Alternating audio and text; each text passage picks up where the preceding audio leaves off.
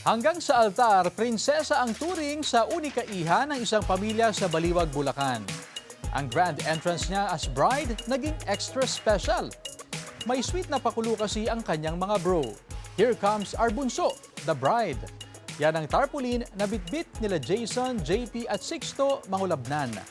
Tila announcement bago pumasok sa simbahan ang bunso at kaisa-isa nilang kapatid na babaeng si Nika. Ang kanila namang panganay na si Kuya Philip ang mismong naghatid sa altar. Pag-amin ni Nika, strikto ang kanyang mga utol bilang only girl sa Mangulabnan siblings. Lalong-lalo na raw sa usapin ng panliligaw. Kaya ang sweet gesture, tila reminder daw sa groom na si Sian na heto na si Nika, ang bunsong iniingatan. Pahigit 800,000 views na ang video online.